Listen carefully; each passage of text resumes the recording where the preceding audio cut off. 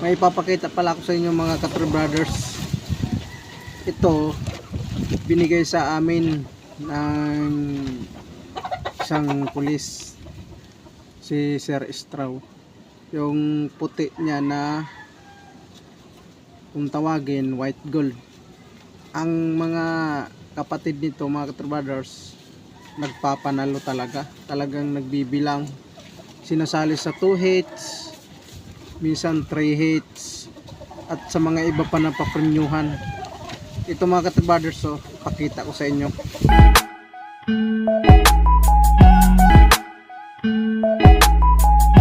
Ito na mga Katro Brothers, ang manok natin na binigay sa atin. Yan, ganda ang itsura. Yan. Saka ito pala mga Katro Brothers, ginamit na pala to. Ito makita nyo. Yan, may mga bawas na yung weight nya kasi ginamit din to. Magandang manok din to mga Katro Brothers. Yan.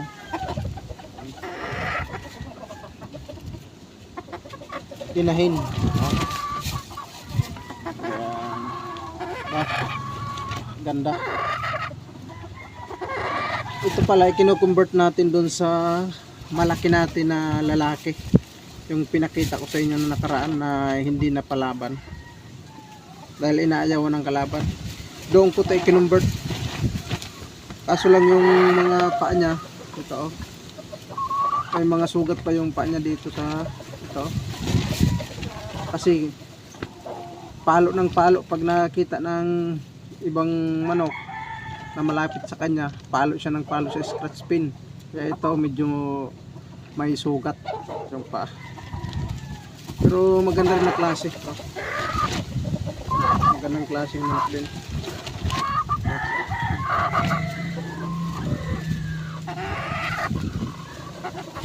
Yung mga nakakilala dyan kay Sir Estrao, alam yung manok nun kung gaano kaganda. Yung white gold, tapos yung gold. Tsaka ito pala mga Katro Brothers, malapit na ito pala mangitlog kasi kumakakak na siya.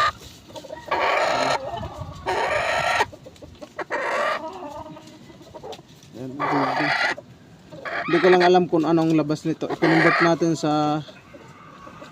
sa lalaki natin na dalusapi, itong white gold.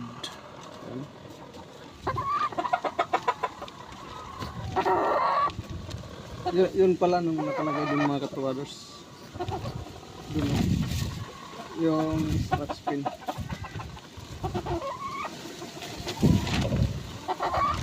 Tsaka ito pala mga Katro Brothers, hinahawakan ko lang, hindi ko pinapabayaan dun sa may kulungan kasi nga pag nagagalit yung lalaki, pinapalo niya yung babae sa sobrang likot kasi ayaw nga nito magpabarako, pinapalo niya.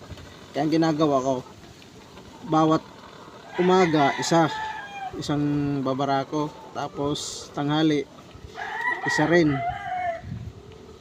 paghapon isa rin, bali 3 sa isang araw para solid na solid yung similya. Tapos ginagamitan ko pala ng vitamins. Ito, ginagamitan ko nito, dalawang piraso isinusubok ko dito para maganda rin yung pangingitlog niya kasi may vitamin siya. Ayan. Yung iba naman siguro hindi kayo nagagamit ng multivitamin sa mga babae. Ako gumagamit ako habang pinapabarakuhan ko yung babae, ginagamitan ko ng ito. Yan. Sa isang linggo 4 ko to na beses ginagamit. Dito mismo sa babae pinapainom ko, pagkatapos kumain saka ko pinapainom. Ito naman sa lalaki, yung nagbabarako, ito yung ginagamit natin. Pwede mo araw-arawin ito, pwede mo naman latang-latang yung painom sa kanya. Ako naman araw-araw sa lalaki kasi yung broodcock natin may edad na rin yun. Wag lang sa mga bata yung araw-araw. Habang nagbabara ko siya, ito yung pinapainom ko, B12. Yan. Yung pinakita ko na sa inyo mga katrabaders, yung mga sikreto ko habang nagbabara ko. At yung sa inahin naman, pinakita ko na rin sa inyo. At saka ang ganda ng katawan, bultong-bulto. Oh. Ba? Talagang bukang-buka ang katawan mga katrabaders.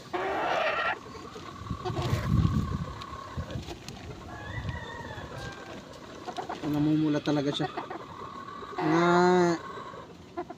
ilang araw na lang mangingitlog na ito mga katrabaders. Basta hinahawakan ko lang lagi ito.